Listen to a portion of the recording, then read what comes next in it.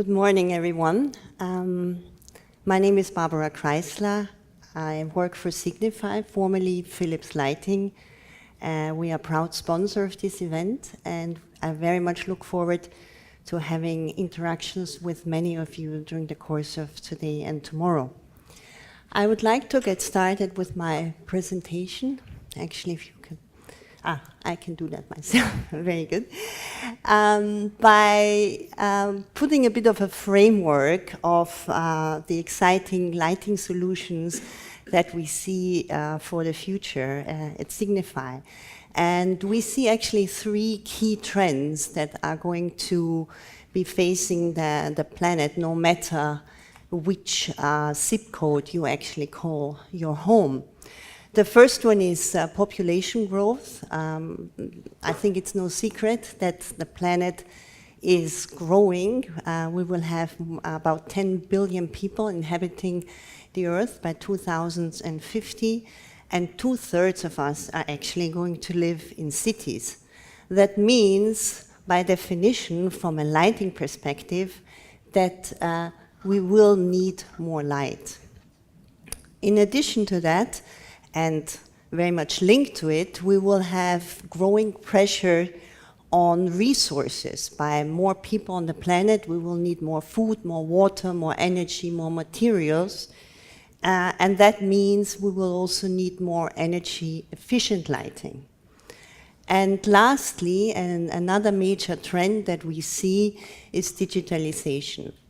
We will have, by 2020, 37 billion things connected to the internet, and already now, IoT is dramatically changing the way business and society is interacting, and that opens a whole new space of applications and services, also from a lighting perspective, which I will talk about in my presentation. So if we put all of this into a context, one thing is clear. Cities are holding the key to many of the trends and challenges that are actually on the horizon.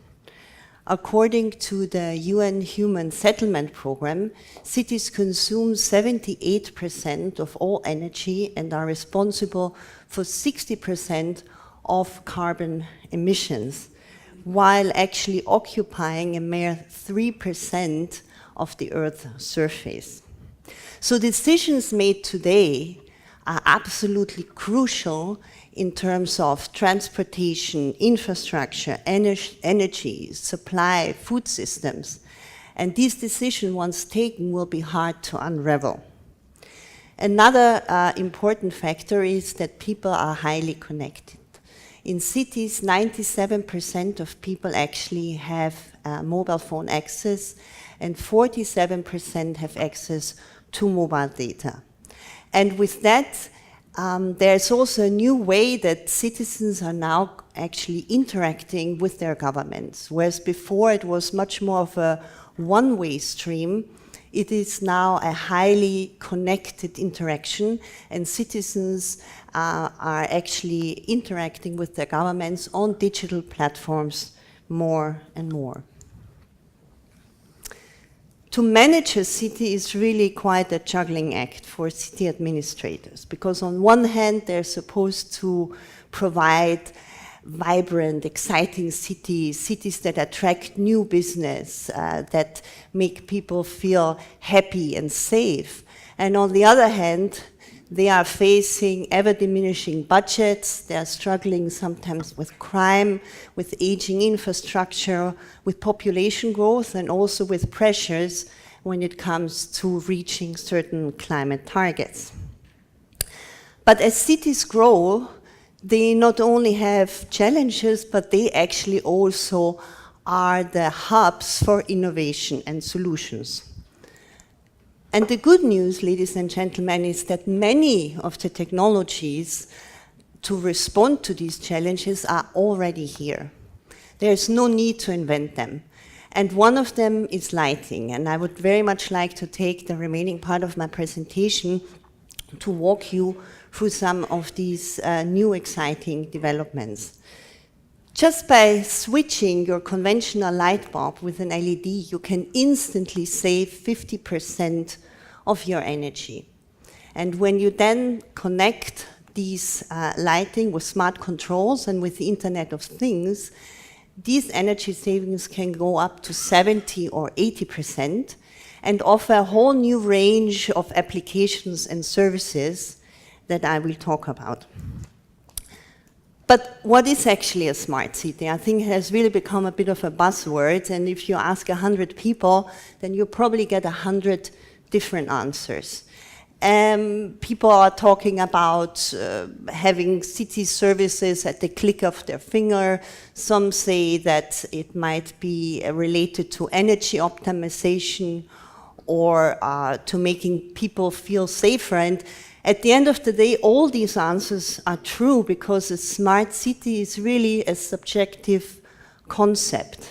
At the end of the day, a smart city is a city that is able to transform information into, or rather that transform data into relevant information that can actually help improve cities and make citizens' life safer and better.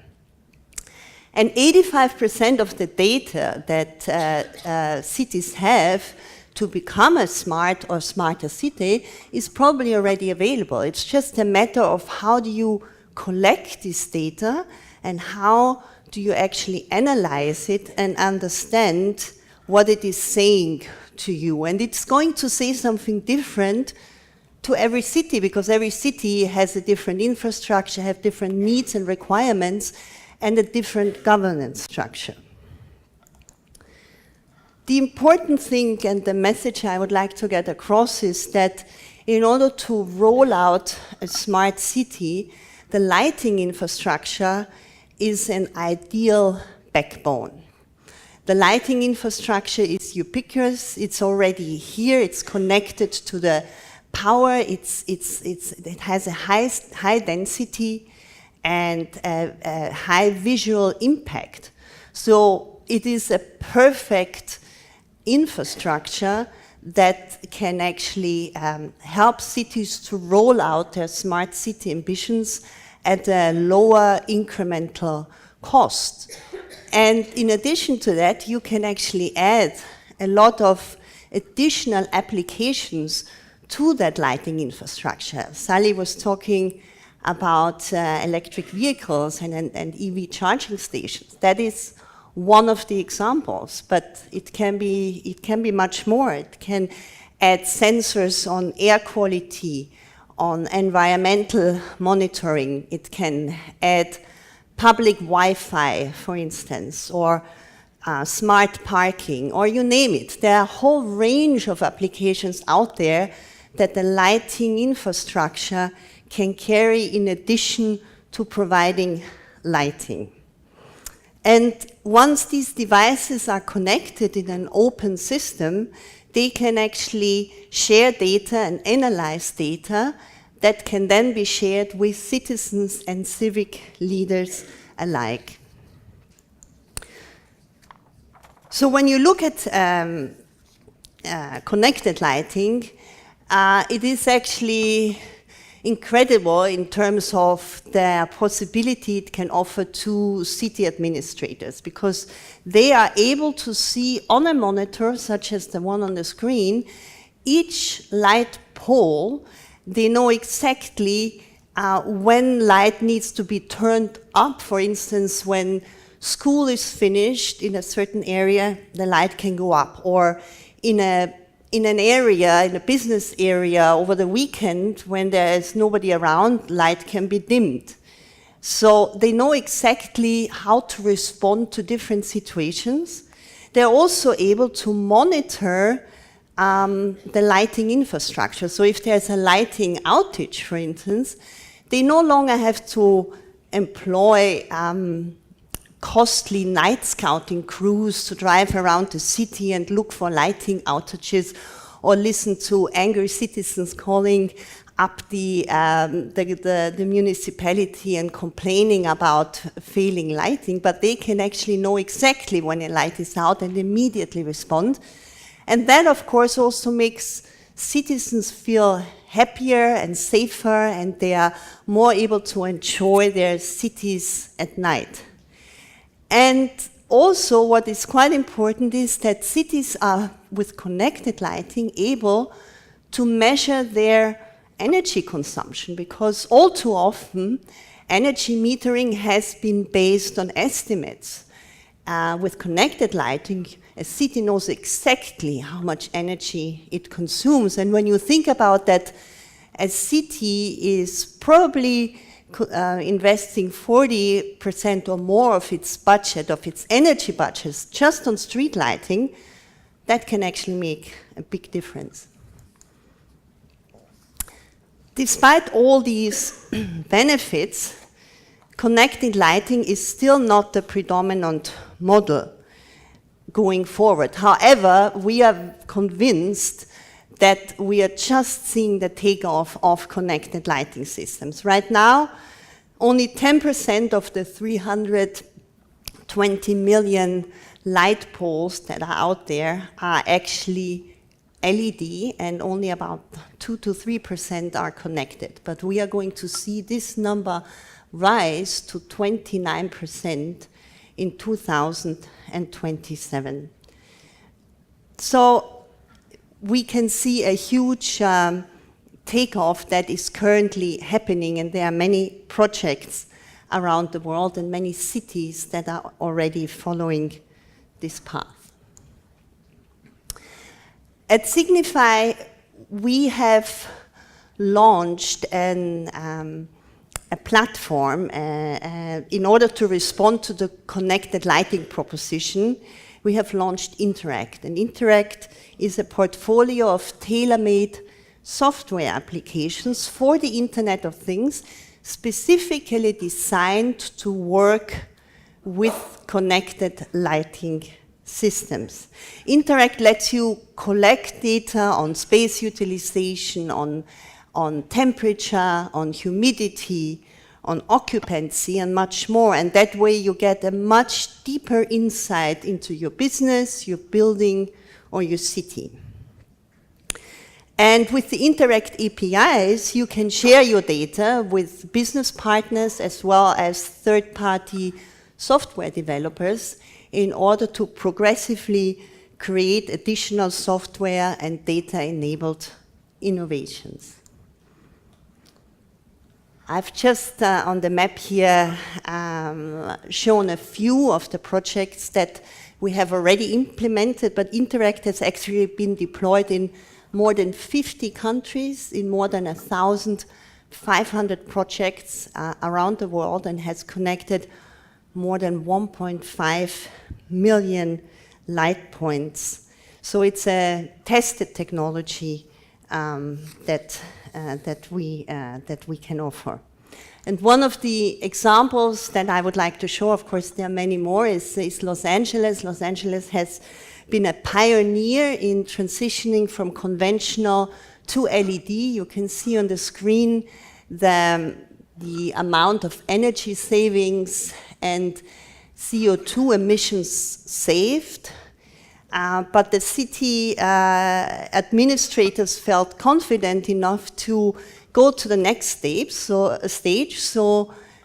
they are now actually deploying a connected lighting system based, or a smart city application system based on connected lighting, and we are helping them along the way. They have added environmental sensors, they have added acoustic noise sensors, and also light asset management in order to monitor the performance, the energy consumption, and fault detection. The important thing here that I would like you to take away is open systems.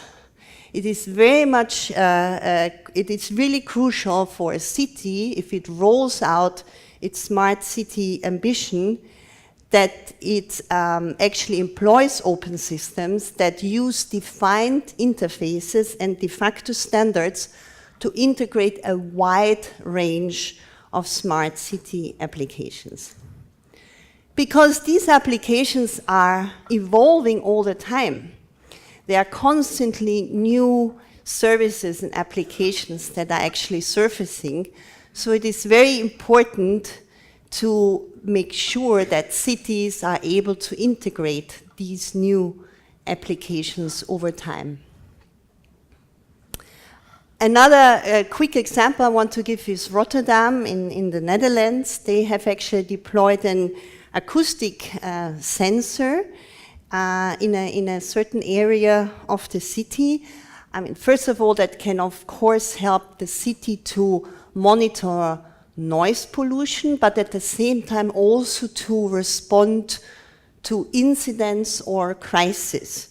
So if the sensor detects a spike, then it creates an alarm, and with that alarm, there's a 10-second recording, a soundbite recording of the incident, which then the operator can analyze, and he or she can then also deploy cameras or increase the light in that area to see really what's going on and how to best respond.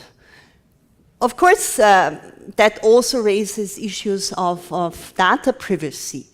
And there has been an interesting study actually done recently in 12 cities around the globe. And one of the surprising, or maybe not even that surprising results, was around data and data sharing. And that was that if citizens have been asked whether they want to share data to improve a certain service, then they were very much for it. However, if they were asked just generically to share data, then they actually usually disagreed. So this shared purpose is absolutely critical in that respect. And in Rotterdam, actually, it was the citizens, the community itself, that asked for these acoustic sensors in order to feel safer in their neighborhood. Why is this transition not happening faster? Well, one of the major stumbling blocks, of course, that we hear quite often is finance. There are quite some capital-intensive investments. However, that doesn't necessarily have to be, because we also offer some innovative business and financing models. For instance, pay as you save, which is a model where you basically pay for the investment with the energy savings that you are making by deploying LED, or light as a service, which we have deployed, for instance, at Schiphol Airport in Amsterdam, where we remain the owners of the equipment, and the airport is actually leasing it. So we are making sure that it is maintained, it is continuously upgraded, and we also take it back or upgrade it at the end of the contract. The other important factor is really government policies. We really believe that policy frameworks are key to make good things scale faster. Voluntary measures are not enough. It is clear that in order to meet climate targets, we need a combination of carrot and stick measurements. And I also would like to make sure that governments actually also are put more in the driver's seat in that respect. I think they should really be able to lead by example. For instance, why couldn't a city have a law that half of its ministerial fleet is EVs, for instance, or that 10% of its public building procurement is based on performance-based procurement. So I think there are quite a few government measures that they can take to move that whole topic forward. In conclusion, I would like you to take away 3 key points from this presentation. First is, as we have seen, connected lighting offers enormous benefits. Energy savings of up to 80%, accurate energy consumption measurement, increased public safety. And street lighting is really an ideal backbone and probably the most interesting pathway for deploying IoT technologies. Secondly, it's very important for cities to stay open and flexible so that they are ready to take up new developments as they come along.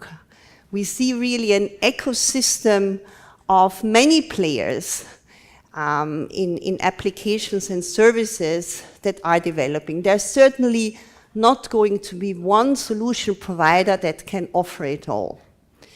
And cities should not lock themselves into closed system, but openness, integration, and collaborations is really the name of the game. And last but not least, let's remember that technology is just an enabler. It's not an end in itself.